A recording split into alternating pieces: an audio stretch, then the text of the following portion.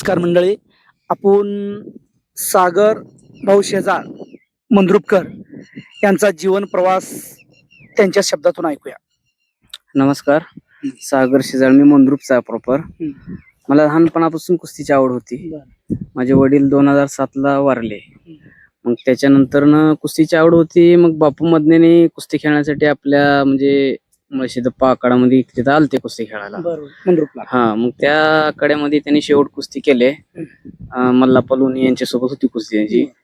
आणि योगायोगानं असं झालं की त्यांची बस गेली निघून आणि ती आमच्या घरी राहिले. मग त्या दिवशी म्हणले, तर तुझी परिस्थिती अशी आहे तर तू कुस्ती कसं करतो, काय कुस्ती म्हणजे कसं खाणं पिणं. मी म्हणलं आता मला आवड आहे यातच.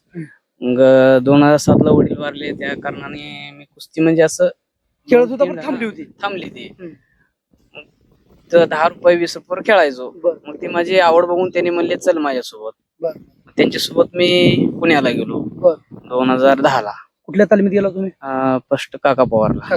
हा, मग तिथं गेलो. मग करमत नसल्यामुळे परत रिटर्न आलो.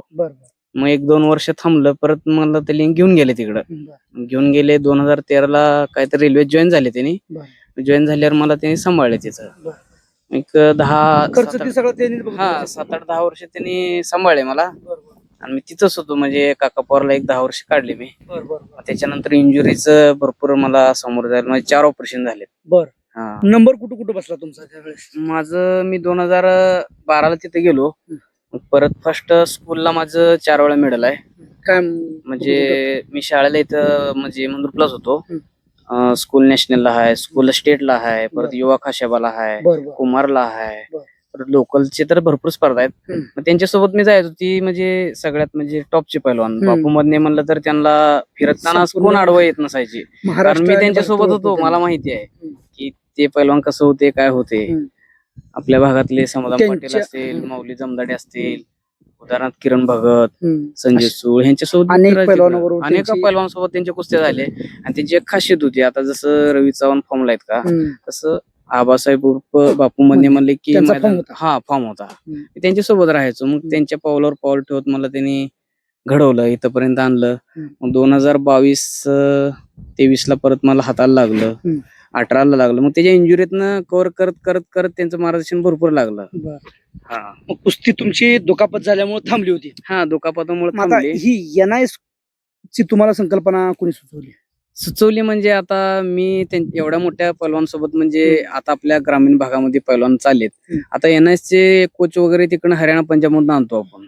मग आपण का कमजोर पडतो, आपली पोरं तिथपर्यंत का पोहोचत नाही ती. आता ऑलिम्पिकला मेडल फर्स्ट केडी जातो दिले ना, त्याच्यानंतर ऑलिम्पिकला मेडल आले हरियाणा पंजाबचेच ना. तर आपण NIS जास्त करत नाही, जात नाही. आपण आपल्या पोरांना फक्त मैदानी परत विचार करतो. सोलापूर जिल्ह्यात आता तुमचं दक्षिण सोलापूर तालुका येतोय. तुमच्या तालुक्यात आतापर्यंत आम्ही तर ऐकलं नाही, आता झाले असतील किंवा नसतील आम्हाला माहित नाही, परंतु आतापर्यंत एकही NIS कुस्ती कोच असं नाही कोण आतापर्यंत कोणी पहिलाच मी असं. ही मुलाखत घेण्याचा उद्देश एवढाच आहे की अतिशय ग्रामीण भागातून असा एक गरीब घराण्यातला पैलवान NIS कुस्ती करून A ग्रेडने पास झालेला आहे.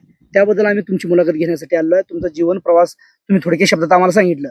आणि आता ती तुम्हाला सुचलं कसं NIS करायचं आपल्याला? NIS करायचं विषय असा आहे की माझं स्वप्न लय मोठं होतं. मी टार्गेट ठेवलं तर इंटरनॅशनलचं. बरोबर. म्हणजे आपण जेवढं लांब प्रवासचा विचार करतो ना, तिथं निमंत्र जाऊ शकतो. मी जसं इंटरनॅशनल स्वप्न बघितलं तिथं नॅशनल पर्यंत गेलो. म्हणजे 2-3 नॅशनल झालेत. मग इंजुरीमुळे मी थांबलो. मग आता ग्रामीण भागामध्ये भरपूर चांगले पैलवान घडतात, पॉवर असते त्यांच्यात, सगळं असतंय. फक्त आपण NIS मध्ये काय शिकतो, तिथून आपल्याला साई काय शिकवती, ह्याचं मार्गदर्शन ह्या पोरांना भेटलं पाहिजे. आणि माझं जे इंटरनॅशनलचं स्वप्न होतं, ही पोरं सगळी केली पाहिजे. आता म्हणजे दक्षिण मध्ये जी कुस्ती वाढली पाहिजे, सोलापूर जिल्ह्याला मेडल आलं पाहिजे, पैलवान वाढले पाहिजे. आणि हे आता संस्कृती, हे म्हणजे आता पिढी कसं व्यसनारी चालली आहे सगळी, तर ही जाऊ नये ह्या कारणाने NIS करून ह्याच्यामध्ये आपल्याला फॅसिलिटी भेटते, शिकण्यासारखं भरपूर आहे. नोकरीची संधी आहे. हा, नोकरीची संधी आहे. थोडक्यात नोकरी म्हणण्यापेक्षा एक नोकरीच आहे.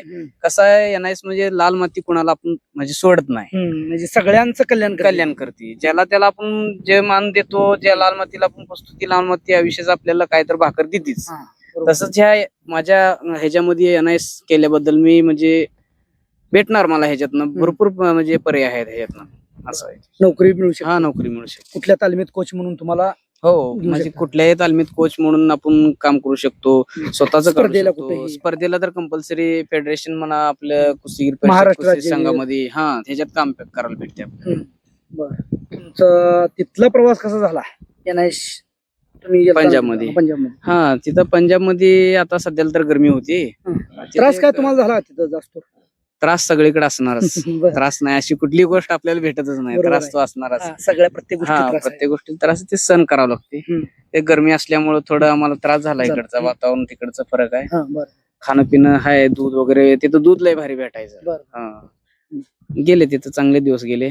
प्रॅक्टिकल वगैरे प्रॅक्टिस तिथनं शिकण्यासारखं भरपूर आम्हाला भेटलंय. आता तुम्ही कुठल्या ग्रेडनं पास झाला तिथं?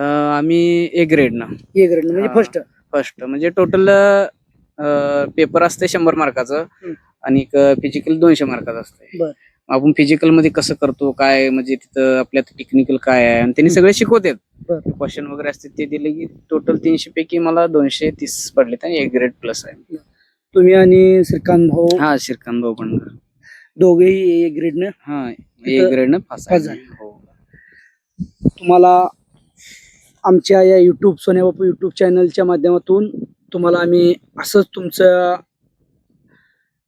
आयुष्यात यश समृद्धी भरभराटी येऊ असं आम्ही शुभेच्छा देतो. मी कुस्ती निवेदक बापू बनसोडे जामगावकर आणि सोन्या बापू युट्यूब चॅनलच्या माध्यमातून आणि सर्व कुस्ती शौकीन सर्व पैलवान आपल्याला आशीर्वाद देतो आणि इथेच थांबतो. धन्यवाद.